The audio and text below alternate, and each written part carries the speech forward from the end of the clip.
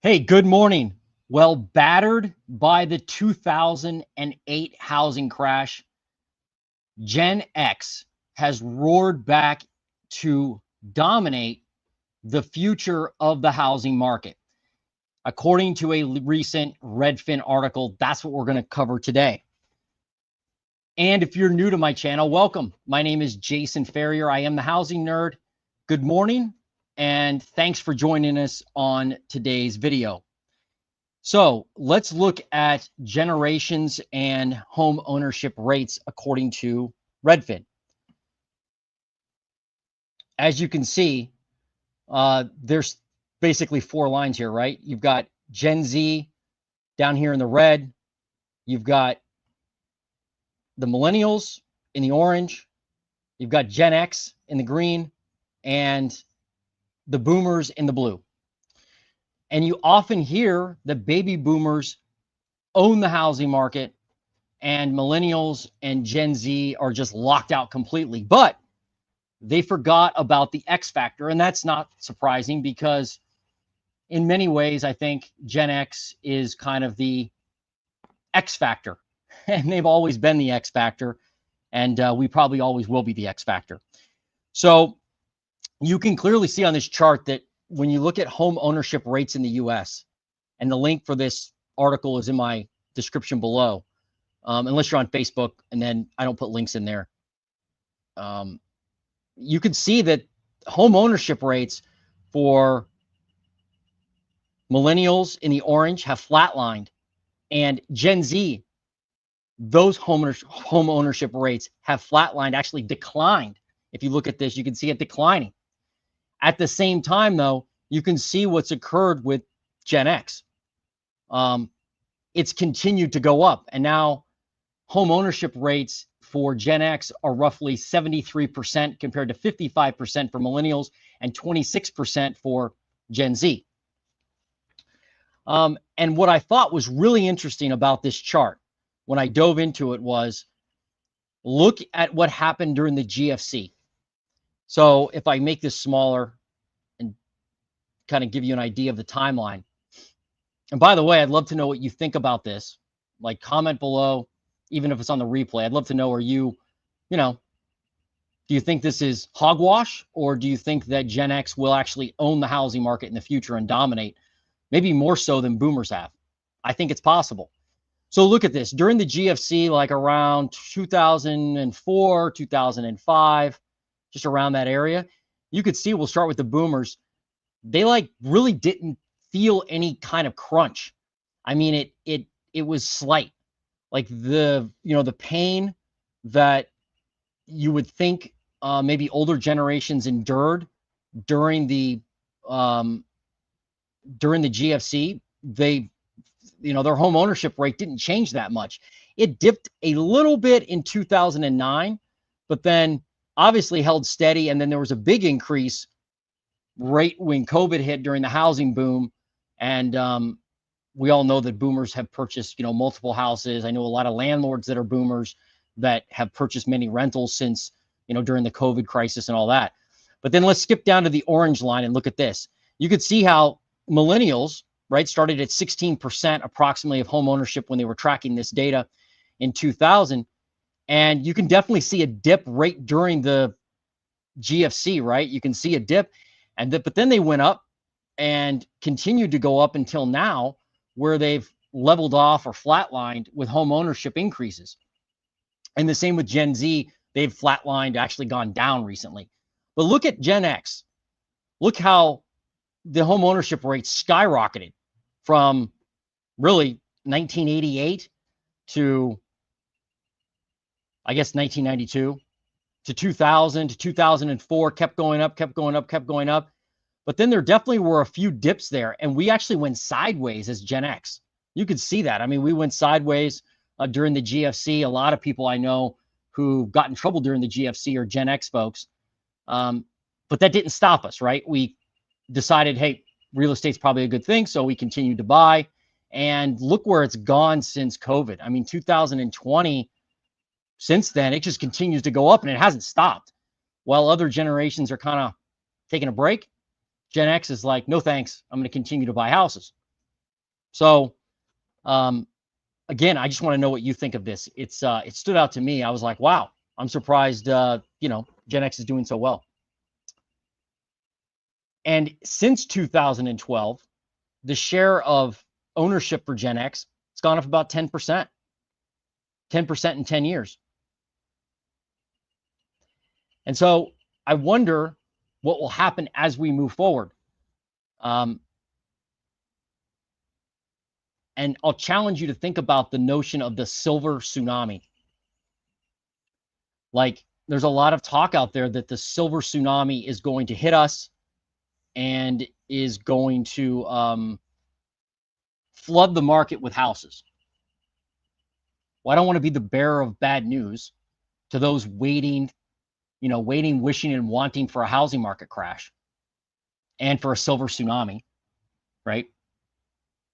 I don't want to be the bearer of bad news, but like, is it possible that a lot of the boomers that are retiring and downsizing, and let's face it, passing away, are going to pass on their houses to Gen X?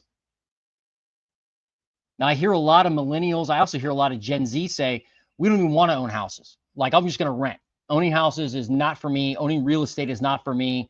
I get a lot of comments on my channel about it. They're like, I have no interest in it. I don't know if that's true or not overall. Maybe it's just people on my channel. But it may be that the millennials are the ones that are going to dominate the housing market as we move forward. And I certainly know many Gen X investors. I can think of probably 5 off the top of my head that are multimillionaires, all from real estate, all Gen X. And the silver tsunami may just be another layer of the wealth transfer that you're going to see potentially over the next several years. So comment, let me know what you think about that. What's up, Dan in the dirt? An open letter was sent to Scott Turner and HUD about investors using FHA loans for investing. Got my popcorn out. People need to go to jail for fraud. Well, that's a separate issue, but yeah, understood. Yeah, I think I'm curious how much fraud there is with this. I'm sure there is a lot of fraud, but the problem, I think, is that people have the idea that if you use an FHA loan for investing, that it's fraud, when that's not the case. There are actually a lot of FHA multifamily loans out there, and you can use an FHA loan if you're owner occupied in a multi-unit building, and that's not fraud at all. So I'm sure there is fraud in that, and I think maybe this falls in line with the property tax thing that some people are working on YouTube with, like, hey, we're going to rid the system of property tax, and then they put all their time and energy into the letter and they submit it, and then nothing changes.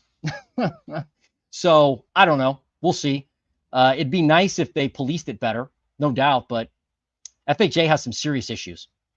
The delinquencies with FHA are ridiculous. Daniel DiMartino, Booth Senate. Should have known. Yep. Is she the crash queen, or is that Melody Wright? Maybe Daniel DiMartino Booth. Imagine growing up in her house. She'd be like, hey, Mom, look, I got good grades. No, you didn't. Those grades are going to be horrible next year. You're doomed. I'm just kidding. She has great perspective. It's just, I love her attitude, and Melody's as well. I'm on board with you, Dan. Time for people to learn from breaking the law. Yeah, right. Can't break the law. Can't do non-owner occupied FHA loans. That's a no-no. But yeah, going back to the millennial thing and boomer and Gen X thing, I just thought this was interesting how a lot of people talk about boomers, Gen X, or millennials, Gen Z, and how, there's a big war going on between those generations with housing, but people just leave Gen X out of it. And when I look at the stats, I was like, wow, we're closing in quickly on the boomers. It's very possible that soon we'll have more home ownership rates than the boomers, and it's very possible we have more market share than the boomers coming up. It is. I'm sure you know this. You guys have heard this before, I'm sure, from people but I have a lot of folks that have contacted me who I grew up with, several I can think of, that have been left homes when their parents pass away. And so they're Gen X folks that now inherited homes. And that's happening. It's happening as we speak. So if you're one of those folks that has, a parent that unfortunately passes away, everybody dies. So when they pass away, if they have a home, they leave you. Don't look at it as a curse.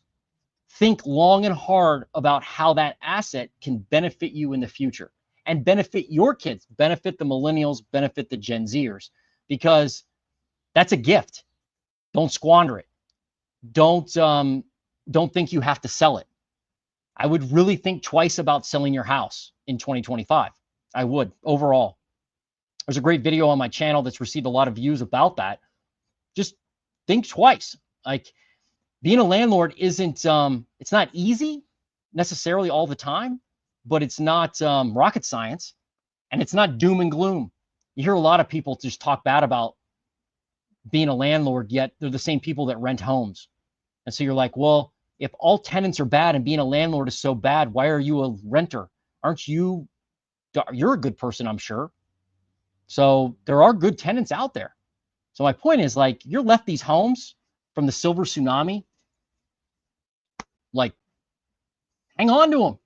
Hang on to that real estate. This is what millennials and Gen Z want. Millennials and Gen Z folks want homes. If you're a boomer and you have a home, don't sell it.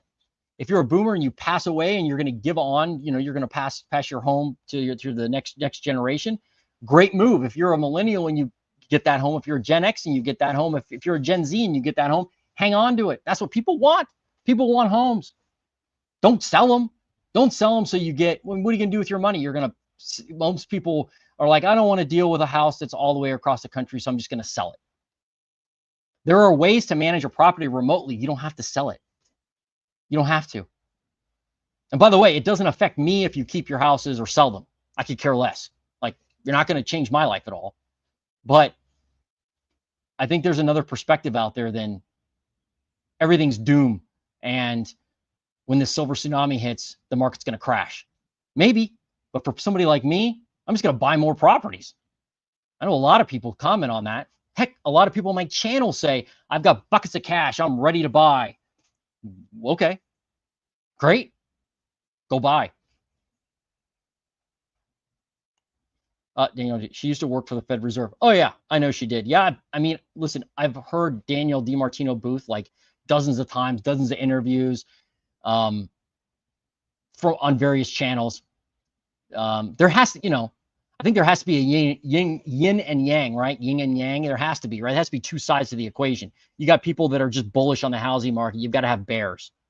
That's called a market maker, right? They balance out the market, right? So without Daniel DiMartino Booth and Melody Wright and Real Estate Mindset and Reventure Consulting, like, without those folks, YouTube and real estate would be really boring.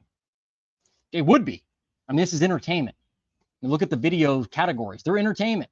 So obviously, it's nice that she has a different perspective. I think it's somewhat doomish all the time. I don't think I've ever heard her say anything positive, ever, about anything.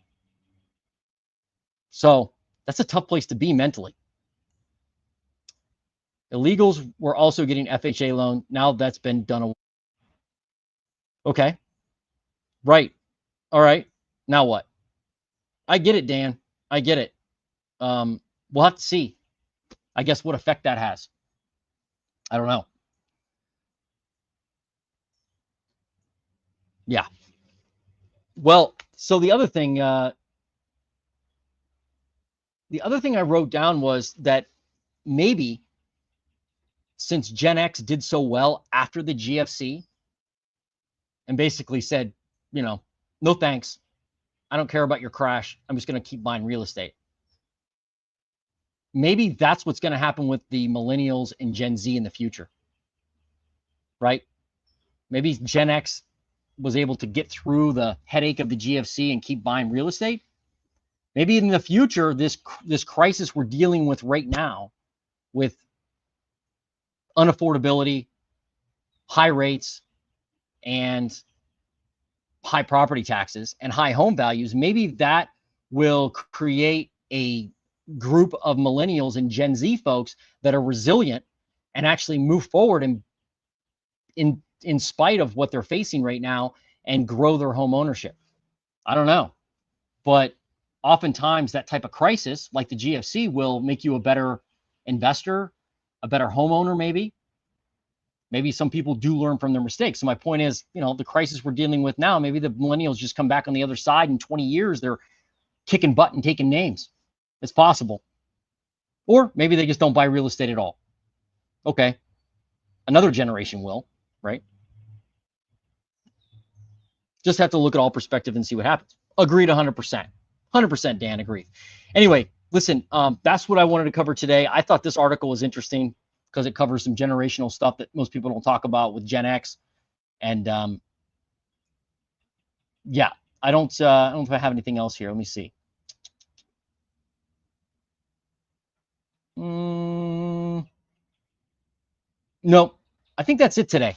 Listen, thank you so much for your attention. Thanks for watching. It's a Monday morning. I'm a little off, a little slow, but I've got a big day in the field. Got to help some clients. Got to list some properties. Got to go look at a few investment opportunities. All the above. Real estate, real estate, real estate. All right. Thanks for watching The Housing Nerd. Comment below, like, subscribe, share the video. We'll see you on the next one. I'm out.